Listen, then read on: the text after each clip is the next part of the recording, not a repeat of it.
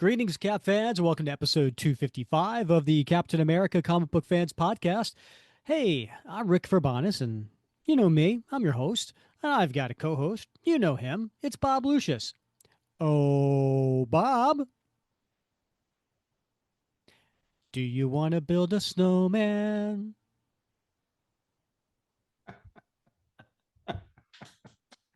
Wow. All right. Well, I got that movie. I know that one. Yeah, what's the movie? Yeah. And I do love Olaf. Frozen, Rick. Yeah. Yeah. Ah, yeah. Yeah. Hmm. Hmm. What in the world does that have to do with today's I episode, don't know. Bob? You got me, man. You Uh, got me. who who said those words? Uh, that was that Princess Anna? It was. Yeah. Yeah. Princess Anna. I got it. I got it. Yeah. Well, I all right. Let's got it. hear it. Let's hear it.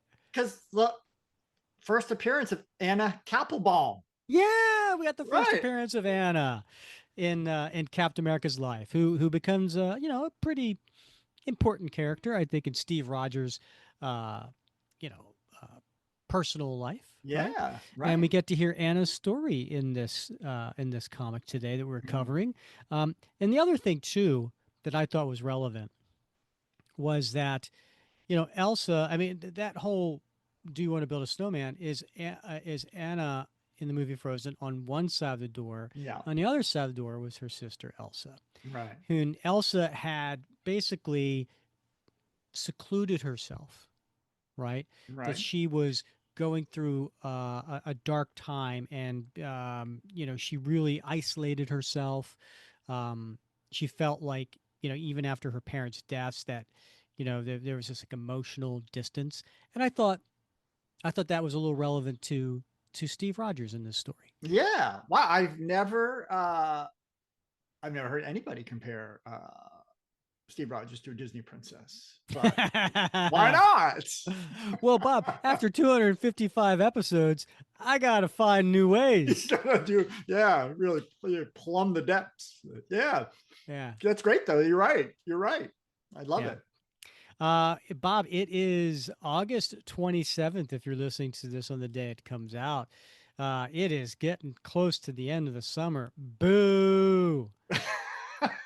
I don't know about you, but I'm not happy. You're not? I know, No, because you know what's coming, right?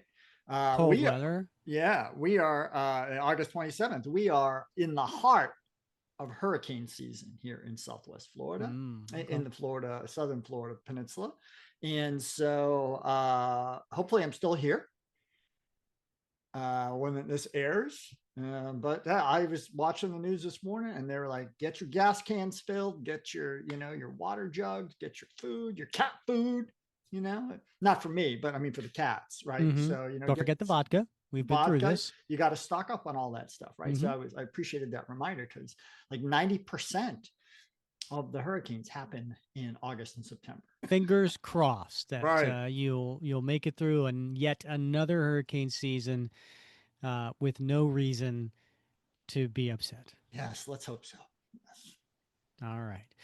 Also on August 27th, if you uh, know anything about birthdays today, there is a famous comic book creator by the name of Don Perlin, Tom Perlin. who was born on this date, and he unfortunately, he did pass, but he was born on August 27th in back in 1929, and you probably know him mostly from his days in Marvel.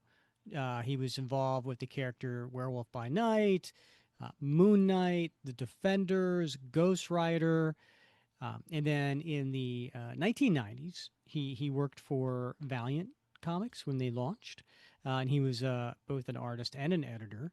And he was the co-founder of the character Bloodshot for Valiant Comics. I had a chance to meet him in the early '90s when I had my first comic book store, and I was at a convention that Diamond Distributors, comic distributors, had sponsored, and I got a chance to meet him and get a Bloodshot #1 signed. Very, very nice gentleman. Very Yeah. quiet, soft spoken. Mhm. Was very, very nice, very thoughtful. And then our listeners today know him from being the inker of today's issue. And a great issue it is, Rick. Maybe we'll just jump right into today's issue. It is a, we were going through like what story should we do for this today's episode, and we were brainstorming on this, and I was like, we haven't really done a 1970s comic for Cap outside of the Steve Englehart runs that we've been doing, right? Which Right. was, Yeah. the Secret Empire. And then we went from that into the Nomad story that we're doing. So we're doing a 1970s story every month, 1973, 1974. But it was like, when are we going to do something different? And the last time we did something different in the 1970s, guess when it was, Bob? Uh, I can't recall, Rick. January of 2024. Oh my goodness. Yeah, Yeah, so it's a like a year year and and a a half ago. half. Yeah, Yeah. so we were well overdue. So I asked you for any suggestions, and you came up with, of course, this one, and then I'm like, of course he did. It's a World War II story.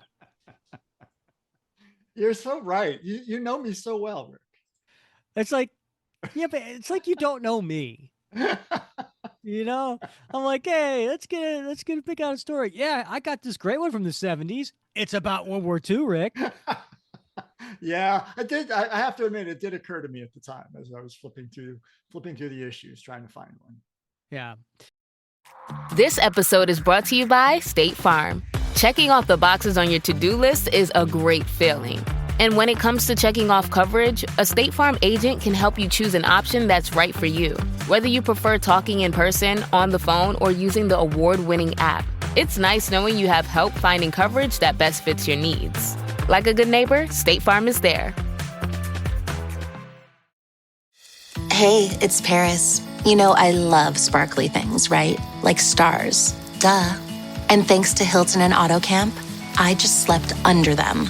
Picture me, serving looks by the fire outside my luxurious Airstream, making s'mores with the kids, while a national park is our backdrop. The great outdoors meets Hilton hospitality. That's hot. Explore all the new ways to stay at Hilton.com. Hilton for the stay. So let's get to this one. Do you want to take the listeners through the cover? Yeah, I love this cover. I mean, tell me this cover is not striking, Rick, right? I mean, we have Captain America on a motorcycle, and it looks like I don't know if I'm sure you keyed right in on this, but this looks like almost like an homage to Captain America Comics number 37, which was a Schomburg cover, except that one had Cap and Bucky on the motorcycle. But we see Cap here on this motorcycle, and he is outside. Could be a POW camp, could be whatever concentration camp, could be something like that. But it's clearly a Nazi facility with a guard tower in the back with a machine gun on it, shooting at Cap, but it's hitting him in the shield, which is hanging off his back. And in the foreground, we see Cap jumping over a bunch of Nazis, right? There's like four of them on the ground, and they're shooting up at him as he's jumping into this scrum. It is an amazing action-packed cover. Love it.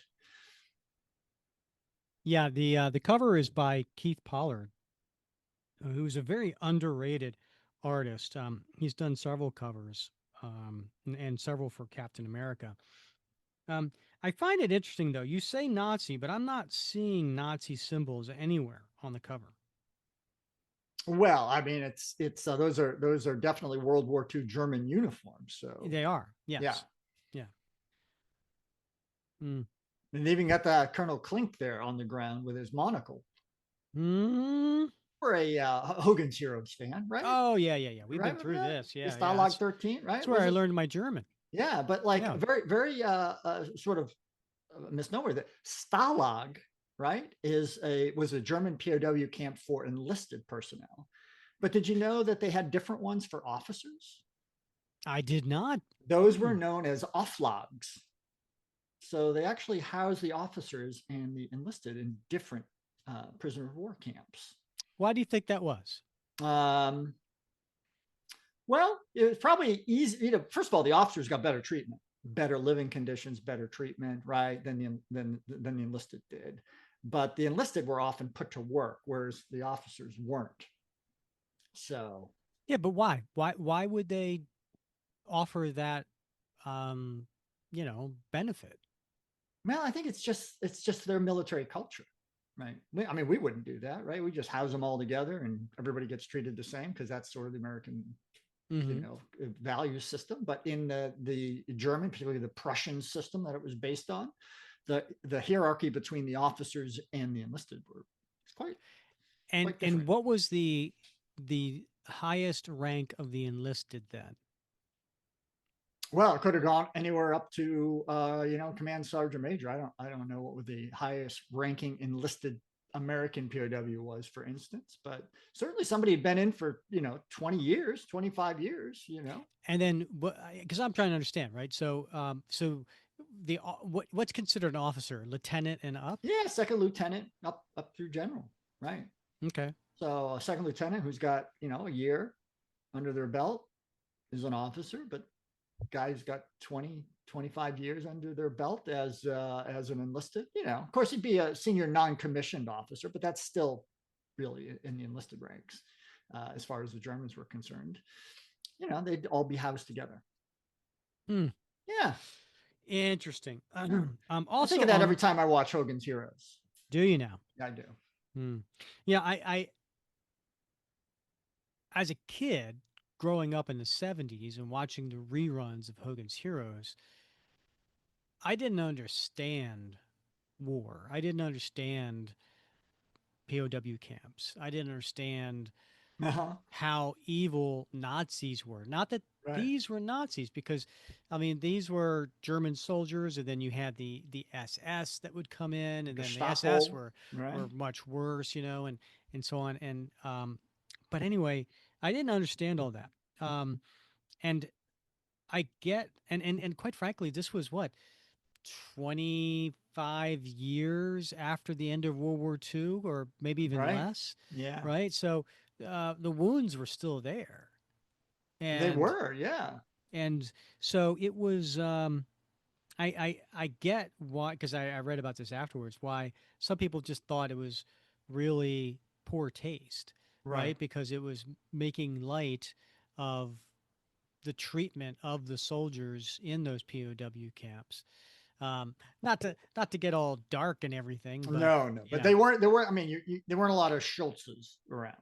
no, no, yeah, I exactly. know nothing. Colonel Hogan, please. Yeah, I still watch Hogan's Heroes. I love it. I watch that nostalgia channel. So Mm. I used to like during the credits, like I mean, because it's a catchy tune.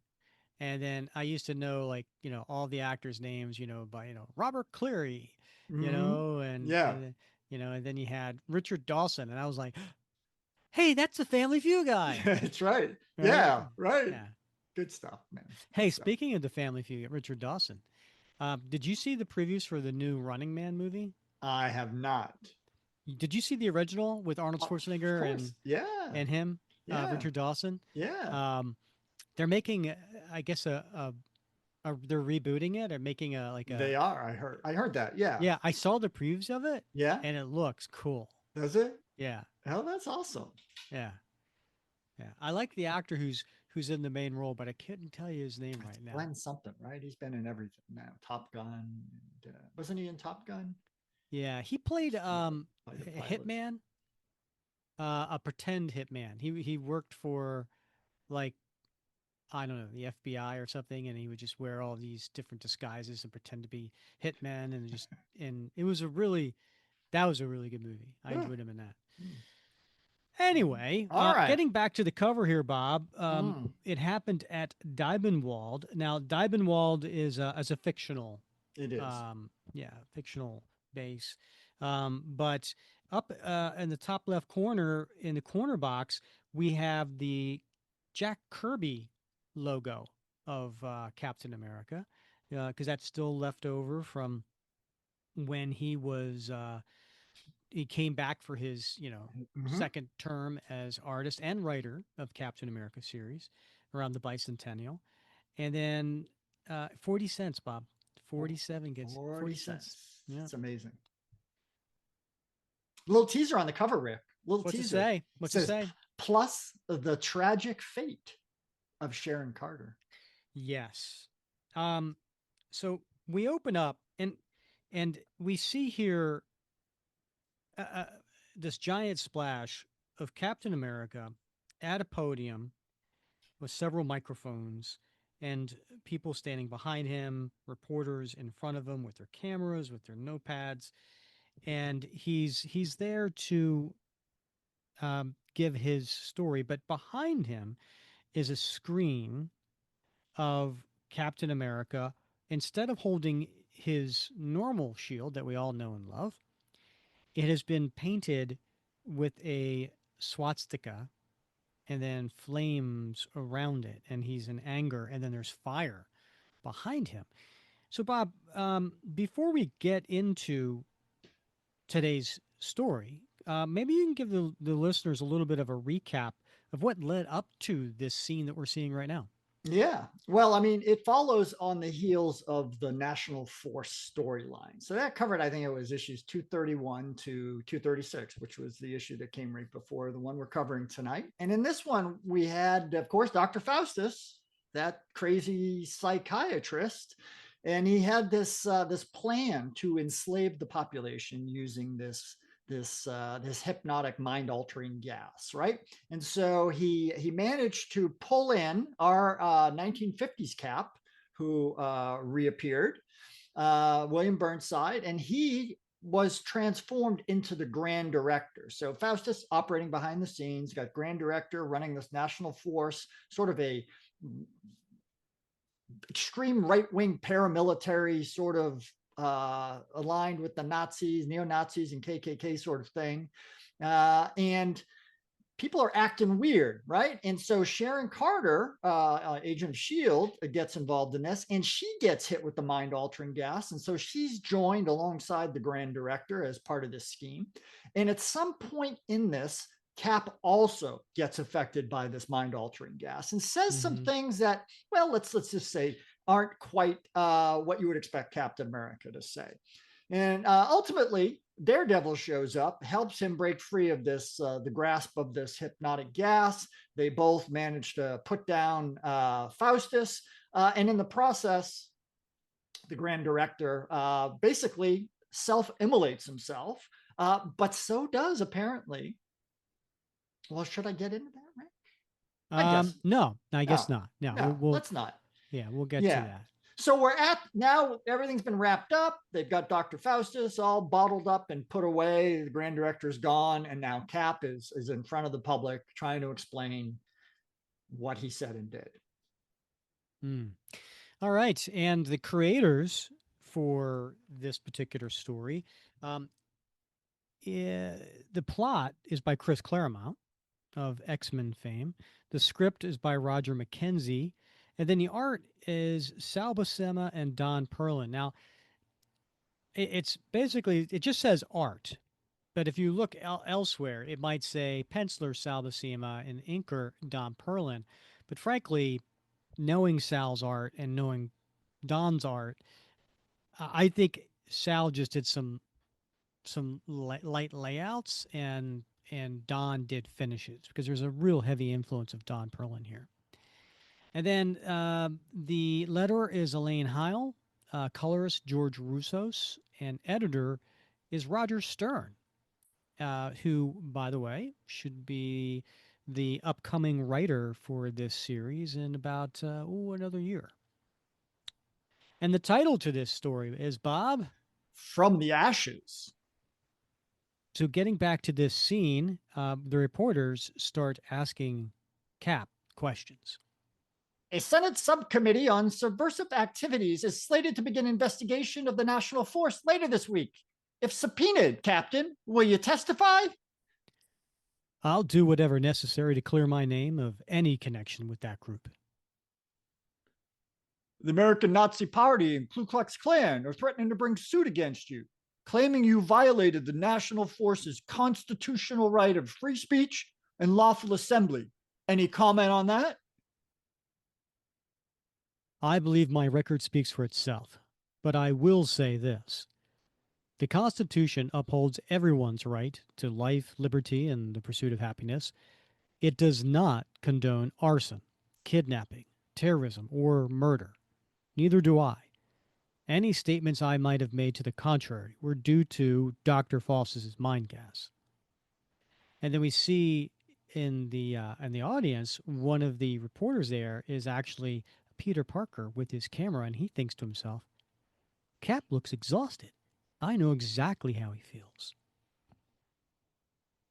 Captain, our country is not at war. For better or worse, we have even abolished the draft. Do you feel perhaps that you've outlived your usefulness as a symbol of America's fighting spirit? Outlived my usefulness? To be perfectly honest, I don't know. Now, if there are no further questions, and he walks away from the podium. Cap, wait, does this actually mean you're considering retiring? If so, what are your plans for the future? What will you do? Where will you go? No comment. Cap, my name's Katie Burns, and I'm with CBS News. I must talk to you. I don't mean to be rude, but listen to me, please. It's important. I believe I know what happened to Sharon Carter. Sharon? At the mention of the woman he loves, a troubled Captain America does listen.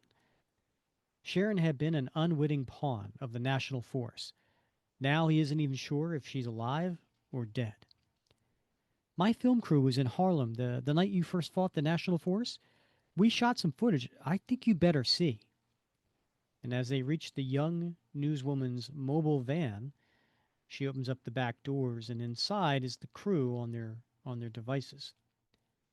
Frank, key the videotape of the Harlem riot on monitor 2. Right. This takes place shortly after the capture of several National Force members where unexpectedly, tragically, they committed mass suicide. Conditions being what they were, the quality of this film isn't very good, so I can't be absolutely sure, but, well, look for yourself. And Cap looks at the monitor and he thinks, oh no. And what do we see, Bob? Well, it looks an awful lot like Sharon Carter dressed in the garb of the National Force, swastika and all on her armband. And it looks like she's on fire, Rick. And it also looks like she's screaming out pain. And so at this point, the art goes back and forth. It's up close of Cap and then what he's looking at, which is an up close face of Sharon yelling out in pain. And it goes back and forth. Could you run that again, please? Of course. There. Freeze that frame. It's her, isn't it? Katie, we'll wait outside. Yes. And he puts his fingers on the screen on her face, and tears come to Cap's eyes. And then he puts his head in his right hand and lowers his face. And he says, it's Sharon. 1 week later, in Hold on, Rick. Manhattan's... Before you move on, I just want to point out that tour de force performance by Katie Burns. Now you know why I recruited her on my Cap fantasy draft. Oh, yes. She was excellent. Yeah, she was. So. Yeah, now I get it. All right. So, next page, 1 week later, in Manhattan's Yorkville section. And I think I missed that the first time I read this, but it's been a week. And the Falcon is flying over the streets. It's about time I looked in on Cap. I haven't heard from him in days. I hope he's all right. And he gets to Steve's window of his apartment. What the devil? His apartment's empty, stripped clean to the walls. A few seconds later, in the lobby of the shabby old building, his name's been taken off his mailbox, too. He's gone. Maybe one of his neighbors could tell me where he went. Then he knocks on a door, and somebody behind the chain opens up just a few inches. Steve Rogers? What makes you think I know anything about him? Go on. Get out of here. Leave me alone. Okay, mister. Take it easy. I'm going. And Falcon flies off. What a grouch. I could see why Cap left. Still, it's not like him to just take off without telling anyone. I better check this out. Soon afterwards, at Avengers Mansion, I'm telling you, it's as if Cap had dropped off the face of the earth. The police haven't seen him, and while I couldn't get a straight answer out of S.H.I.E.L.D., they did tell me that Sharon Carter died in last week's rioting. And in the room with him is the blue furry beast, Wasp, Janet Van Dyne, Carol Danvers, aka Captain Marvel, and or Miss Marvel, and Vision, the android. And Wasp says, "Oh no." But Carol questions, "Sharon Carter?" "A close friend of Cap's, Miss Marvel. This does sound serious, Falcon. The Avengers will start searching for a Cap at once." But who walks in, Bob? Oh my God, it's Steve Rogers in a amazing tweed sport coat. I would say even more than that, right? I mean, he's got a dress shirt and tie and a vest. Yeah, he's definitely sporting the vest, so he's taking it seriously. What's he carrying? He looks like he's got an artist portfolio, Rick. Oh, well, we know what's in that. That's the Captain America shield, right? Probably. That won't be necessary, Vision. I found him for you. What? Cap? Steve, we heard. We're sorry. It's all right, Falcon. Hope I didn't worry anyone too much. I just needed a little time alone to myself to sort things out. And now that I have, I'm ready to return to active duty, as it were. But Steve, your apartment, I thought that place was part of my past, Falk, and it didn't have room enough for both Captain America and Steve Rogers. If you need me, you can reach me at this address. And he hands him a business card. Bob, what's it say? It does. It says Steve Rogers, commercial artist, and it has his new address and phone number, which I can assure you, Rick, does not work. I was wondering about that, right? Like I called today. Yeah, and those 555 numbers. 555s, yeah. Yeah, yeah. I wonder if it didn't work then, and then at some point it did. I know. I wondered that too. I thought I'd give it a shot today, and I did, but it was couldn't go through. Oh, okay. Next page. Later that evening, we see Steve Rogers walking up to his new address, which is 569 Lehman Place in Brooklyn Heights, New York. And so this is a first. And it's a building that he will be in for several years in the Captain America story. And it's nighttime. Well, here it is, my new apartment and the beginning of a whole new way of life. I haven't been this nervous since I volunteered for Project Rebirth and became Captain America. But I've done a lot of thinking the past few days, and I think it's about time I stop hiding behind a blue and white mask. And maybe, just maybe, I'll even settle down one of these days. Marry, raise a family. One of these days. And then what happens, Bob? Well, as he's going in the front door, now he's gone up the steps, he's going through the front door, a individual comes running out past him, almost knocking him over. And who is it? It's Mike Farrell. Yeah, it's the introduction of Mike Farrell. Now, we don't know that in this issue because he's just making a cameo and they don't tell his name. But yeah, it's Mike Farrell. And Steve says, I don't know if this is ironically, but he says, Careful, son. Where's the fire? Sorry, mister. Can't talk now. Gotta run. Yeah, it is. It is a little bit funny because right on Mike's shirt it says FDNY, right? Yeah. Yeah, you'd think Steve would have noticed that.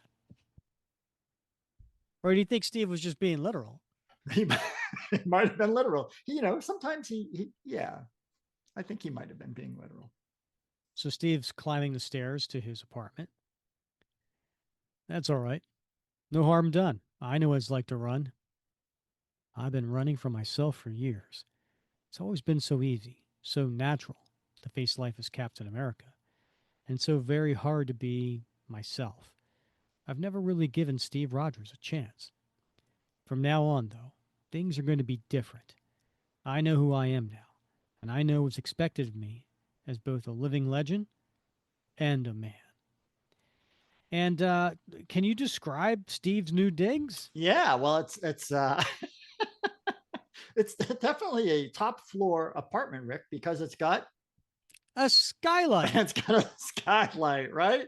Yeah, it's kind of minimalist. He's got a little seating area with a couch, and he's got a little kitchen table and the eating area, and you can see he's got his art easel right there in the middle of the living space.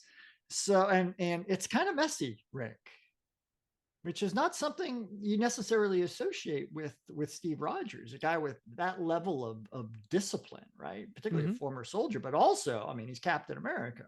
I guess maybe not having Jarvis. Yeah.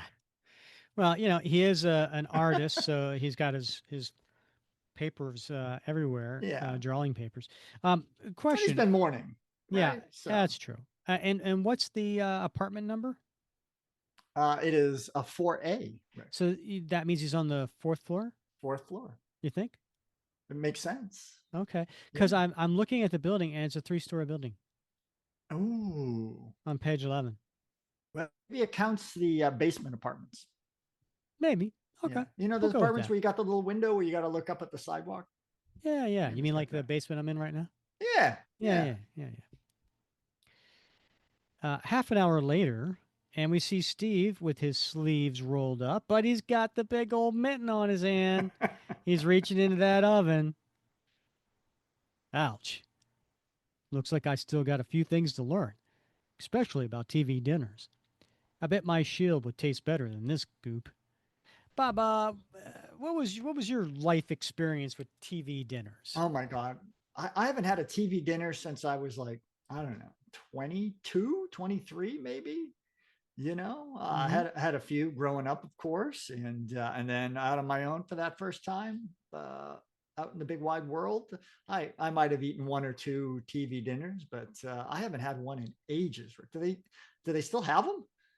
I think they do. It's been a while for me too. So I know in the 70s and 80s, I had my share of those because so growing up, um, I had to work on my dad's fishing boat. Yeah. And so we would travel 2 hours from northern Delaware to southern Delaware every weekend, spring through fall. And a lot of times my mom worked. So there were a lot of times, especially in the colder months, that my mom didn't go. And so my dad, was like, all right, let's go to the grocery store, pick out some TV dinners for tonight. And I'd get the Yeah. the Salisbury steak or Oh the, yeah. whatever with the tater tots. Oh yeah, I do remember that one. Yeah. Yeah, And extra then, salt. and then of course the little apple crumble that was in that little portion, that Yeah. was like lava when you went to put it on your tongue. You're like, ah. But Oh, yeah, that's good stuff. yeah, yeah, yeah. Oh man. But all of a sudden, somebody's walking through the door, and Steve's thinking to himself, "Oh well, bachelors can't be choosers, I guess." And who comes just walking in through the door? Well, this is another one of his neighbors he'll be getting to know, a guy by the name of Josh Cooper. Yeah. Hey, neighbor, anybody home? Yeah. Why don't you come on in? Name's Cooper, Joshua Cooper. Call me Josh. I saw the movers unload your gear a few days ago. Thought I'd drop by and see how everything was going. Glad to meet you, Josh. And he shakes his hand. I'm Steve Rogers. Things are going reasonably well, I suppose. Terrific. I couldn't help noticing, my man. You an artist? Something like that. Care for a drink? Just as long as it's got a kick to it. Try this, Josh. It'll make a new man out of you. Really? What is it? Goat's milk. A new man, huh? Well, here's to good friends. To America. And they cheer. Oh, I nearly forgot. The main reason I stopped, Mrs. Kapplebaum from downstairs invited me to dinner, and she wanted to know if you'd like to join us, if you're not busy. It's her way of saying hello to new tenants. I guess it's sort of a tradition with her. Josh, I've always believed in tradition, but I wouldn't want to impose. You're not, my man. Things are different here. We stick together. It's the only way to survive. So we turn the page, and a few minutes later, uh, Josh and Steve show up at Anna Kapplebaum's apartment. Hi, Anna. Hope we're not late. You? Miss Supper? Young man, that'll be the day. Well, and Steve thinks to himself, Anna Kapplebaum. I can't place the name, but I know I've met her before. Somewhere. A long time ago. Hey, Bob. How would Yeah. you describe Mrs. Kapplebaum? Well, she's obviously an older woman. So I'd How have would to, you, when you say older woman, what does she yeah. look like to you? Well, I'm guessing, she's meant to appear probably in her, she looks like she'd be in her 70s here, Rick, the She way does, doesn't they've she? drawn her. Yeah. Yeah, yeah. So, I'm going to give you a little secret, Bob. Yeah. I did the math. Did you? Yeah, I'm afraid Yeah. that you did. She's not, Uh, is she? She's no, no, no, no, no, no. no, no. She was born in 1926. So this comic came out in 1979. Yeah. Bob, she's 53. Yeah. Right. She's Right. younger than she's younger than us, Bob. Right. Yeah. It's one of the things, right? Little tangent, if I could, Rick. Uh, I went, this obviously this comic came out in 1979. And between 1945 and 1979 was 34 years, right? That blows my mind even to think about that. Oh yeah, That had yeah. only been 3.5 decades, essentially, right? But from 1979 to 2013 was the same amount of time. I know. Doesn't that just And that like was 12 years ago. that was 12 years ago, right? So like when we were kids, man, like World War II was like barely in the rearview mirror, and that's just like hard for me to wrap my head around. I know. I feel the same way. It's kind of like when we were, I don't know, when we were, I did this a couple of years ago, and I'm going to get this wrong. So don't give me a hard time on this. But a few years ago, I remember doing the math, and it was like when I was 15, the Honeymooners, the old Jackie Yeah, Gleason TV yeah, show, yeah, seemed ancient to me. yeah. And 15-year-olds today will feel the same way about Seinfeld. No, Isn't yeah. that It crazy? is crazy. My son's now watching Friends. He started at season 1 and he's going all the way through Friends. Mm-hmm. And I'm like, yeah, right. I'm like, well, that was just a few years ago, dude. Yeah, right. Hey, let me know when he gets to that season that actually has a black person. Yeah, okay. Oh, yeah, good point. Yeah. Yeah. Yeah. But it's also my wife introduced him to this, and she, over dinner tonight, he's at work, and she's like, I'd forgotten how many inappropriate jokes were made, how many like sex related jokes were made on that show. So I'm like, Yeah. really? You think they had a whole episode today about Chandler seeing Rachel's boobies? And the whole Uh-huh. show is about that. Or how about didn't Joey show himself naked to Monica? Oh, And I don't think I'm on that episode yet. um I couldn't and recall. and so like he's in the apartment. He's like, "Hey, how you doing?" Right? And she just kind of like is embarrassed and everything like that. Yeah, yeah. Try doing that in real life today, Right. right? Yes, Yeah, exactly it. Yeah. yeah, That's how you know how old it is. yeah. Or on just also the bad influences we had, because it wasn't just shows like that. I mean, Married with Children, Oh my gosh. Yeah. Right. right? Yeah. I mean, talk about bad influences at a very influential age for Right. me, Yeah. and it was like, oh, I guess that's how married couples act, and that's That's what right. teenagers, their kids do, and Yeah. Social model that. yeah, and the next door neighbor, with her and her husband, you're like, yeah, all right. Anyway,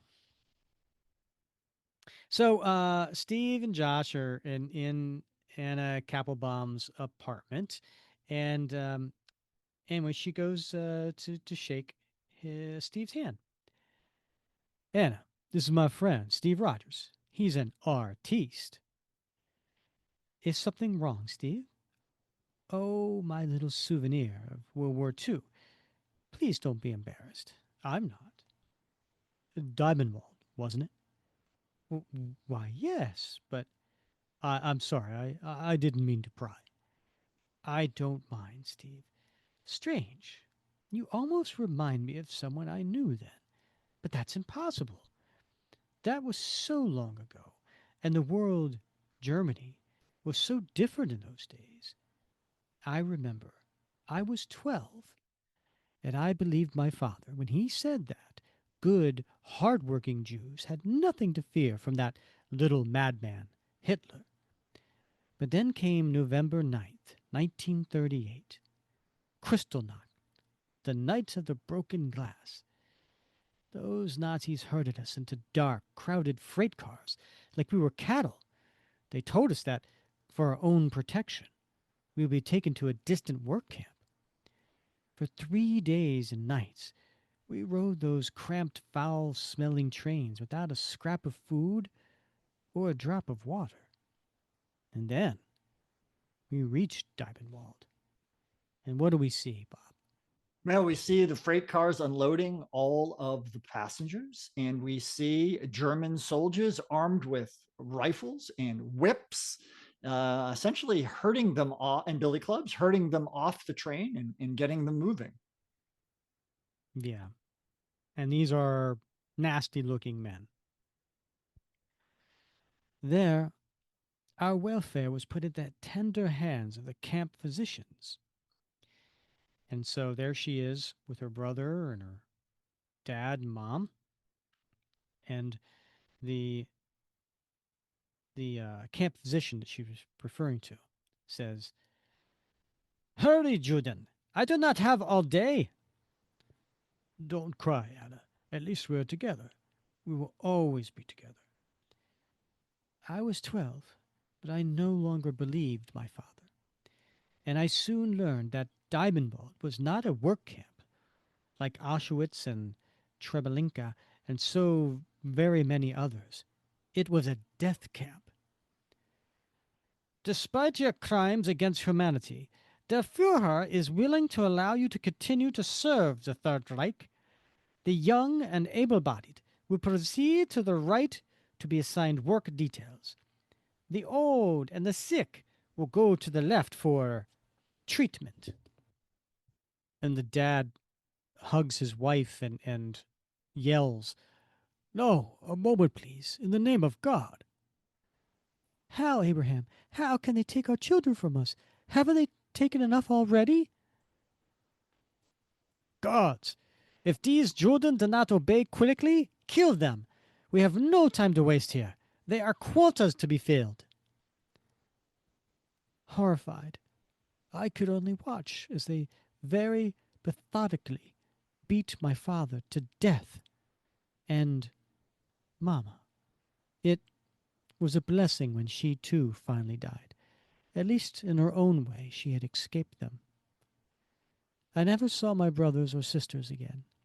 For me, days became weeks, weeks became months, and the months dragged slowly, one after another, like the dirty freight cars that had brought me to that hellhole. Then, in the spring of 45, I began to hear rumors that the Allies had invaded Germany. Hitler's war machine was grinding to a halt, as our camp commandant knew too well. The Fuhrer is a madman, Sergeant, but he will not drag all of us down with him. I want every record of our activities destroyed, and I want no witnesses left to spread vicious lies concerning our treatment of them. As you wish, Colonel Steiger. But surely the world will see that we are blameless in all of this. We were merely following orders and nothing more. God, those guns, Anna. What are they doing? What does this mean? And we see a very, very emaciated prisoners in this camp, including Anna. And two Nazi soldiers put together a Gatling gun and ready to fire on them. It would be like slaughtering cattle, Franz. They are less than that, my friend. An American named Patton was only a few miles away, but for us, it might as well have been half a world or more. He would never reach us in time. And they start firing on the prisoners. But another man would. Was? And one of the soldiers turns and looks outside the barbed wire, and he sees a man on a motorcycle coming this way, and it has kicking up a lot of dirt from the dirt road. A man whose name had only heard in whispered lessons. Gott in Himmel! It is him! Captain America! And Cap busts through the fence, breaking the posts and ripping the wire on his motorcycle and hitting down soldiers. And what's really cool is Captain America is done in the font of his logo. Such a great panel, Rick, right? Yes. Next page, and this is a over half a page splash. We see Cap diving off of his motorcycle, kicking and punching and hitting with his shield all these German soldiers. And although I did not understand English, the meaning of his words did not escape me. Murderers! These people will be free! Nor did the Nazis escape his wrath. And then, before I knew what was happening, Colonel Steiger was grabbed me roughly from behind. And he holds his Luger up to the temple of Anna. Enough, American! Surrender now, or the girl dies. And Cap throws his shield. The answer is no, Nazi, to both choices. And he hits it off a post. Spling! And it ricochets and hits the gun out of his hand. Nein, it is not possible. Is this the big Nazi Superman then? Well, mister, I'll never rest until your kind are driven from the face of the earth. And he goes and he punches him. And he puts his hands around Anna. Easy, little lady. Your war is over. Yes, some of us had survived Hitler's Holocaust, but more than 6 million other Jews, my family included, had not. And I doubt if anyone had escaped unscathed. And the soldiers show up. My God, Cap, look at them. Just look at them. How could something like this have happened? And we turn the page. And we're back in present time, where the three of them are sitting around a table. And I never saw him again. But I'll never forget him. Eventually, I managed to put the war behind me. I married and, oh my, look at the time. You boys must be starved. Come. And later, after dinner, as Steve walks out, thank you for listening to an old woman, Steve. It helps to remember to talk sometimes. I understand, Anna. Some things must never be forgotten. Shortly in Steve's studio apartment, he's looking out the window. She's so right. It does help. We all carry scars of one sort or another. Just because they aren't visible doesn't make them any less real. Maybe someday when the hurt stops, I'll be able to talk about Sharon. I wasn't able to save her or Bucky. And that doesn't mean I should stop trying. As long as the nation, the people, need me, I have to keep on. And so, finally, sleep overtakes a weary Steve Rogers and a weary New York. But not, unfortunately, for long.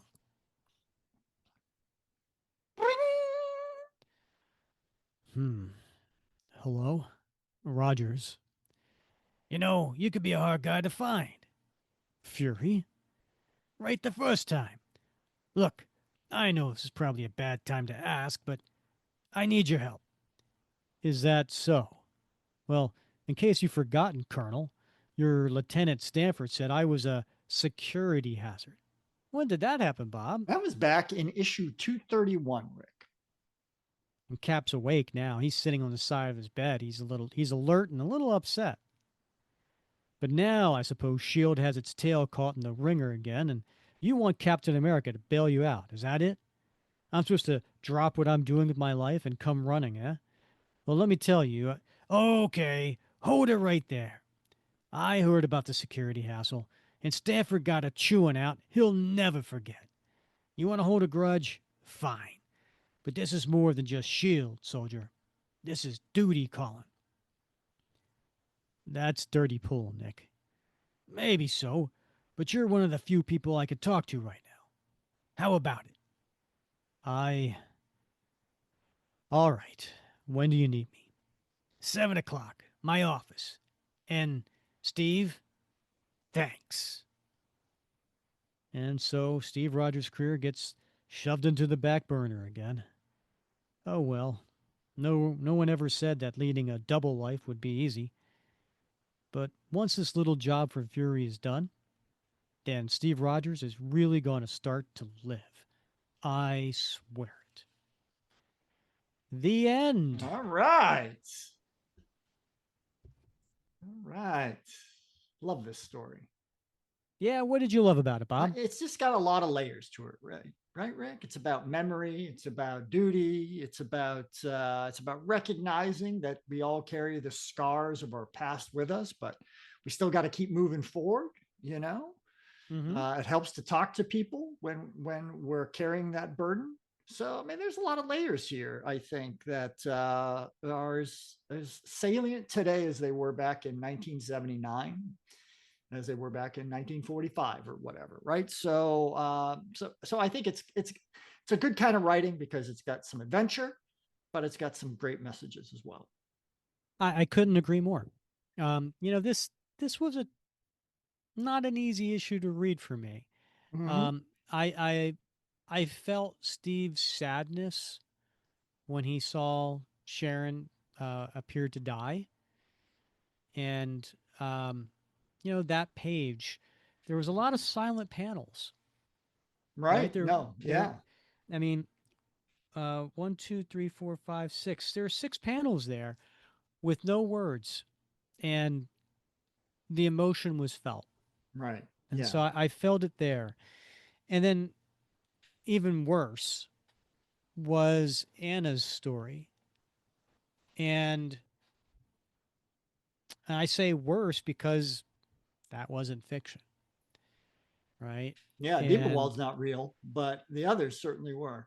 right, I mean, it was based on a true stories, Yeah. too, unfortunately, and tragically and horrifically, and that hit me hard Mm-hmm. reading that, you know. Um, and kudos to Chris Claremont and Roger McKenzie for tackling this story, because I do think this was the first time in marvel that they went this deep, this detailed about the Holocaust. Well, it's the first time that they mentioned the Holocaust outside of Atlas or Timely comments, for sure. You're absolutely right. And just it's I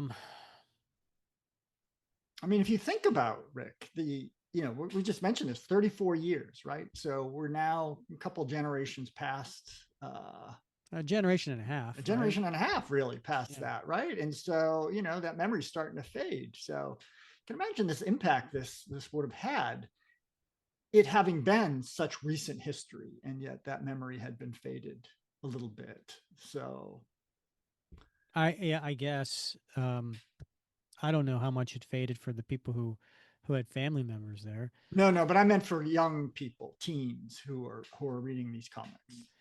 Well, it Yeah. didn't fade at all. They probably didn't even know about it. Well, that's You know what what I I'm. mean? Like Yeah. this was an introduction, I think, for a lot of kids, Mm-hmm. into that subject matter. Maybe in school, it was mentioned and they spent a half a day on it, if or something. I have no idea what the curriculum was like that back in 1979, but at least I don't remember it from I when don't I was in remember. school in I certainly 1979. don't. Yeah. But a story like this would have a big impact, Yeah.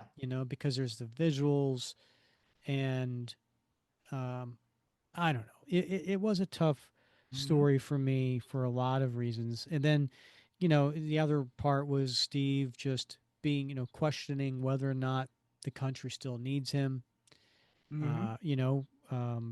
because, the reporter, point blank asked him and he just didn't know. And so I agree with you. I think it was a really good story. I think it was a great pick by you, even though it was World War II. And you have to you have to give me a little break now, Bob. All right, a little break from the World War II All right. stories. Fair enough. Fair enough. All Well, do you right. have a favorite panel, Rick?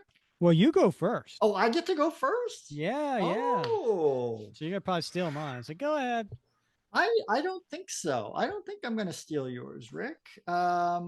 So let me see here. I I like the panel. So again, I'm working off a digital copy, so no page numbers, but it's around the bottom of page 4. It's when the guard turns and he sees Captain America off in the distance, right? Mm-hmm. So it's not that panel where he says "Boss." It's the one, the bottom left panel, where it says a man whose name we had heard only in whispered legends, and the German guard turns, the SS guard turns toward the Mm-hmm. reader and says, "Gott in Himmel, it's him." I love that panel Mm-hmm. because I'm a Golden Age fan, and it has that feel, but it's modern, Mm-hmm. and you just like the cavalry's coming, buddy. I really do agree with you. I like that panel. You know what's really cool about it was you see him in the distance, right? And then you see him coming. So it wasn't like all of a sudden out of nowhere, right? So it built a little bit of suspense there. So yeah, I like that one. Yeah, it's a great panel. But what's your favorite panel, Rick? Oh, I struggled on this one because there's a few I liked. There's a lot of good ones. Yeah. Yeah, I'm gonna have to go with page 6. I don't know. It's one of those three on the bottom of page 6 where Oh he's got yeah. his hand, his head in his hand, Yeah. and he's kind of zooming out. Um, so if I have to pick one, I'll go with the last one because I like how his shield's kind of like half shaded and the room's just dark and it's just the light from the screen which he can no longer bear to look at. Yeah. It's a really those that set of 3 panels is really well done because it's it's it's it's basically, I mean, it's not a Cinema. garish, it's yeah, you're right, it's not it's not like a tough coloring job, but the way the inks are done, and it's just very simplistic. Yeah. Yeah, and I like the fact that the only light in the room, and again, he's in a van, right? Mm-hmm. The only light in the whole place is the screen in front of him, which he could no longer bear to look at. Yeah. You Yeah. know, and that's really impactful. Great selection. Yeah, I toyed with those just because it's such an emotive rendering. Mm-hmm. How about a T-shirt? Oh Probably well. don't want that one on a T-shirt, but I'm gonna have to go with page 23, and it's mm-hmm.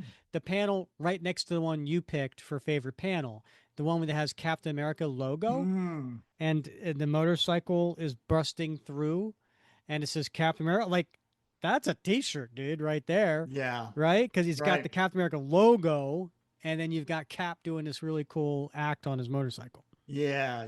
Beautiful, beautiful. How about you? Well, 2 pages later, Rick, that page with panel rated smack dab in the middle where Cap has just punched the camp commander in the face. And he says, "Well, mister, I'll never rest until your kind are driven from the face of the earth." Mm-hmm. I would love that right across my chest. Mm-hmm. Yeah, that's a good one. It was on my list. And what's your time capsule? Well, Rick, I'm going with the whole Holocaust thing, right? I believe it or not, I dug a little bit into this because I was Mm-hmm. interested. Like, when was not just the Holocaust mentioned? Because it had been mentioned in Battlefield, I think, number 6, and Mystery Comics back in the 40s. But I was surprised to learn that it hadn't really been delved into in any Marvel comics in the 60s and 70s until we got to this issue. And then after this, it began to become more prominent, particularly in X-Men comics. Mm-hmm. But this was it, man. This was like the first, like, all right, we gotta teach the young kids that Mm-hmm. may not have been around what happened just a short time ago. And so I think it's an important marker. Yeah, I agree. 100% for all the reasons I talked about before. Yeah. And how about yourself? What's going in your time capsule? I'm gonna have to go with the death of Sharon Carter. The death of Sharon Carter, the confirmation. Yeah. Yeah, Wow. just because it had a huge impact on Steve's life, Mm-hmm. and And his love life. yeah, but he yeah, I mean, this was big. This was big in the Steve Rogers because she had been around for a while, and it wasn't until 16 years later that Mark Wade brought her back in Captain America 444. So that's over 200 issues have go by, and then she's brought back, and then she ends up being the love of his life. At least for Yeah. at least for the last 30 years. And a very different character. 100%. Yeah, a Yeah. lot more fleshed out and Mm-hmm. three dimensional Yeah. and so on. But yeah, I mean, I think that's going in my time capsule. Yeah. Excellent choice. Why? Thank you. I, you know what? You're really smart. I like to be valid. I like to be a validator, Rick. Yeah, yeah. You know what? I'll keep you around another episode or two. I've told you about my wife's aunt, right? How she like validates everything that I post. She validates Oh everything yes. that anybody posts. In Is this fact, for a Pam? Is while, this Pam Miller? yeah, for a while, I think she was in the Facebook group, right? Yeah. But like, I see her also on other social media channels, and I'm like, oh, somebody liked my posts. Like, nobody ever likes my posts. I never know. And I'm like, oh, it's Pam. Yeah. It's Aunt Yeah. Pam. She Or liked me. it. Or you. Yeah. So I crave that validation. So Yeah. Well, she seems like a lovely lady. she is. She is. Yeah. She even likes my stuff. Oh, there you go. When So I post something and I tag you, yeah, she always loves it. you're Yeah. in the validation circle, the Yeah. circle of validation. That's cool. All right. Well, Bob, next episode, if everything goes well, we'll have a guest on the show. And so more to come on that. We're still trying to work out the details, but it'll be something fun. It'll be Yeah, something fun for next it's always episode. something fun. Yeah. And then come back in 3 weeks because, Bob, you mentioned it before, the Captain America comic book fantasy draft. We are doing fantasy draft number 5 And that'll be episode 258. So that'll be in 3 weeks. So you better start prepping, my friend. Oh my gosh, that's right around the corner. And Katie Burns, I've already used her. So Yeah. You're going to have to start thinking of some characters, some yeah. stories, some plot lines. All right. Yeah, maybe another Fury file. Maybe another Fury file. You never know. Well, that's been a fun episode. So, if you don't mind, please rate, review, or subscribe wherever you listen. And there is a link in our show notes, by the way, that provides you like 10 easy, fun, and free ways that you can do to promote the show. So, hey, if you got a few minutes, check that out because that would really help us out. We really do appreciate it. But the easiest thing you can do right now is wherever you're listening, just give us a thumbs up, just give us a like, and we love your comments. So keep those coming. And also, if you have a question for the show, you can always email us at capcomicfans@gmail.com. We haven't had a question for a while, Rick. I know. Right? I think we've been talking so much in the Facebook group Mm-hmm. that everybody kind of gets everything answered there. But Oh, it's a good point. yeah, but Yeah. it's always there for people to reach out to us. And so, anyway, we appreciate you listening. And he's Bob Lucius. I'm Rick Verbanis. And you have been listening to another episode of the Captain America Comic Book Fans Podcast.